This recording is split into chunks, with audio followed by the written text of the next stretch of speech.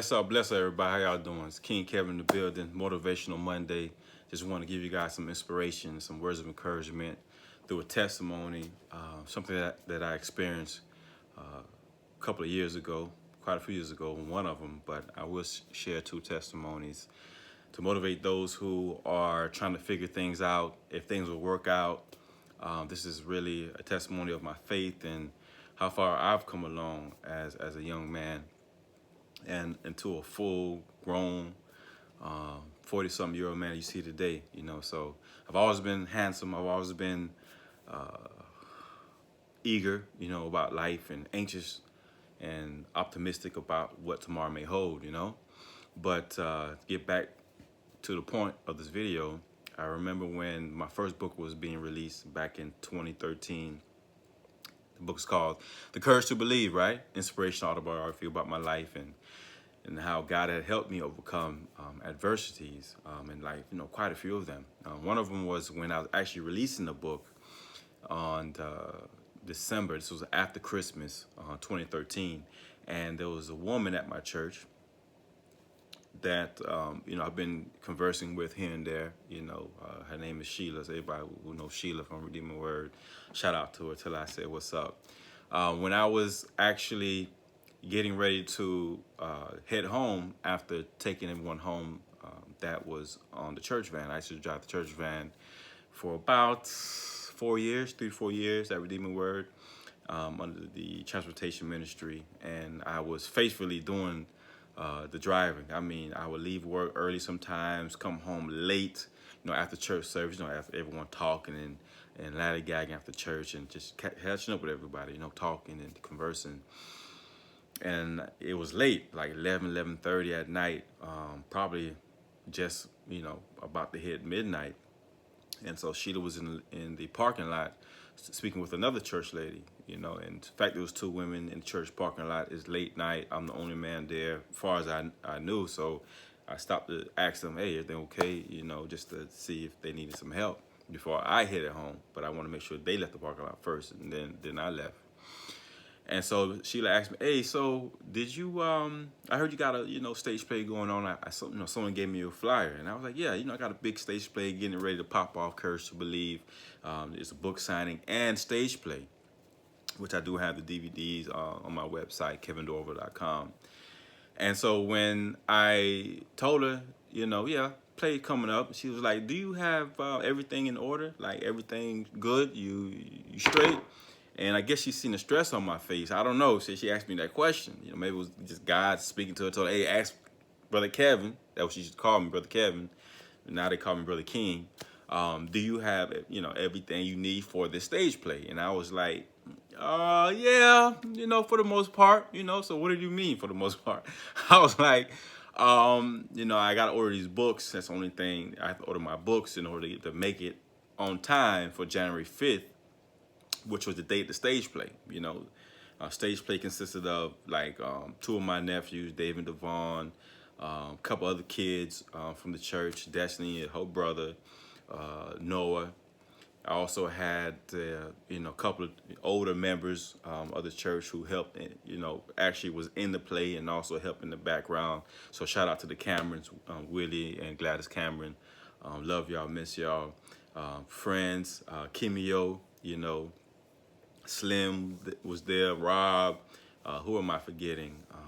It's quite a few people participated in making this thing a success, So literally, this is right after Christmas, right before New Year's. Now, my book signing is getting ready to take place literally in less than 14 days.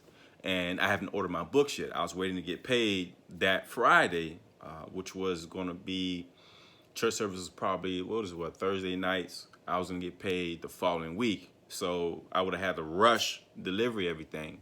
So when I told her, just the books, I'm going to order the books when I get paid. She was like, you don't have your books on the way yet? Like, how could you not have your books ordered yet? And your event is getting ready to take place within the next 14 days or so. And I was like, yeah, you're right. And she was like, well, you know what? Come to my office tomorrow. Call me first, just make sure I'm there. And I'm going to pay for your books, And she was like, how much do you think the books will cost? And I was guessing. I was like, probably anywhere from $400 to $600, and not including the rush delivery. So she was like, come to my office. I'm gonna have those books delivered to you. Rush delivery. Just come. And I was like, seriously?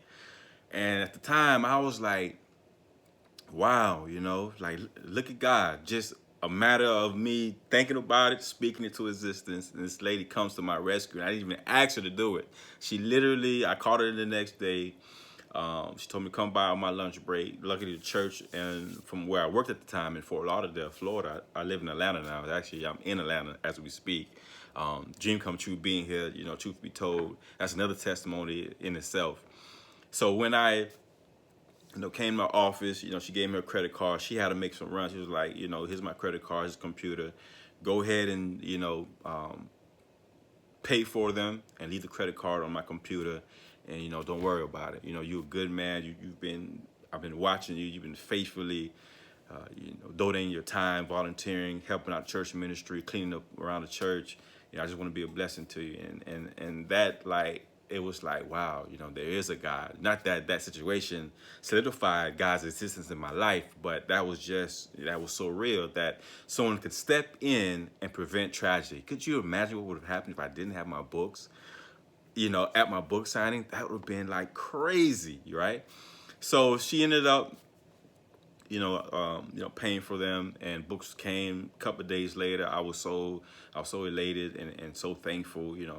Of course, I got her a copy and a gift bag and nice note and everything, and thank God that she did it at that time, because I think maybe a year later, she ended up not working as the church's accounting anymore. You know what I'm saying? Like, went on to another ministry. A lot of things changed at Redeeming Word. For those who attend the Redeeming Word Christian Center International under Pastor Ed, Pastor Yvette, you know what I'm talking about.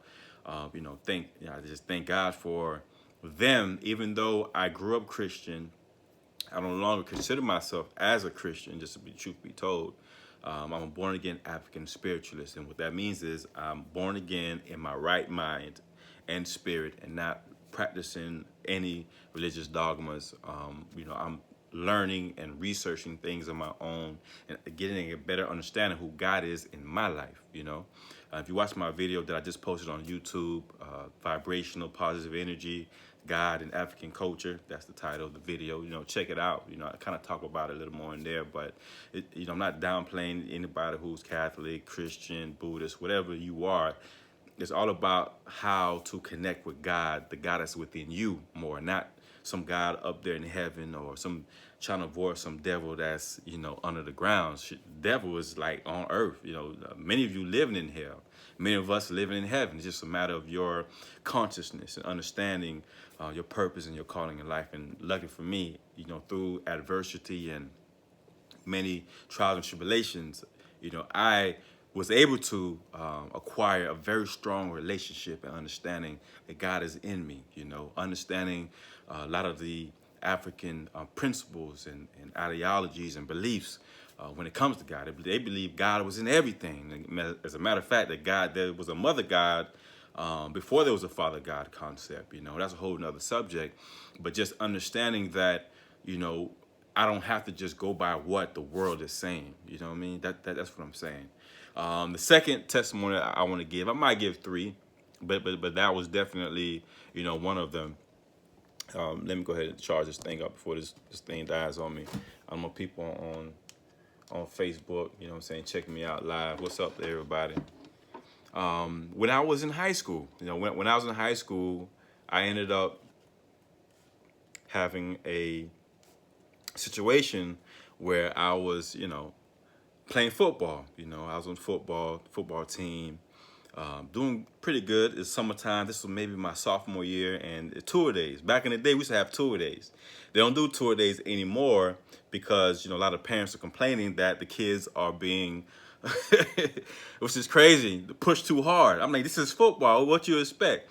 So they stopped doing tour days. 2 days when you practice twice a day. Now, what happened after our tour day, we working out you know, you go to practice in the morning and you work out, and then you actually go ahead and you know, go swimming, take a walk, whatever. So what I ended up doing was I ended up going, you know, to the swimming pool with some of my friends, and Kevin Hart, shout out to Kevin Hart. He kind of motivated me to go ahead and make this video because he talked about when he was a lifeguard. Now with me, I was actually, all right, perfect. I was actually, you know, with a group of friends, you know, we working out, went to the swimming pool, you know, big swimming pool back at Deerfield Beach High School, huge swimming pool. And I was having a, you know, we getting ready to swim and have a good time. So we worked out on our lower bodies, you know, squats, lunges, what else we were doing? Probably some sprints, all kind of things, just calf exercises, you know, squatting massive amount of weights. I mean, must have been 325, you know, those type of things. So jumping in the pool, you know, we goofing around. I'm jumping off the diving board, and my legs messed around and locked on me. Literally, my calf, my thighs locked, right? So when my calves locked, I couldn't swim. So, you know, I'm asking for help, but the lady, you know, the people think I'm joking, but I'm not joking. Thank God this lady, you know, this white woman, she was young, probably college student, you know, getting some extra money in the summer. Just like Kevin Hart used to be a lifeguard, you know. I didn't know that. She jumped in to save me because that could have been ugly. If I would have hit that, if I would have drowned that day, I wouldn't be here today, you know. So I don't know who that lady was. She jumped in, she helped me, and oh man, my friends were elated. You know, no one was joking about. You know, people gonna joke about it, but they were just, you know, how they gonna explain that to my mom? Hey, you know, your son just drowned, and so thank God that I didn't. And that taught me never to go swimming after you working out on your legs, because once your legs locked, it is game over. You know what I mean? Another testimony I might give, because there's so many that I would like to give. But I think that's enough for today, you know. So, you know, anybody out there struggling or you put in so much effort and work and you don't know if things are gonna work out, man. Just believe that God is gonna come through for you. Believe in that, not just pray when those weak. Father God, please help me, or thank you for my food and protect me while I sleep. No, sometimes you need to do a fervent prayer. You need to be like, you know what I'm saying, aggressive about it, you know. So, you know, shout out to everybody who's out there still believing in themselves, reaching out for their goals. Never give up, keep pushing forward, believe in yourself, because anything is possible for those that believe. You know, believe that. I'm always gonna believe that to the day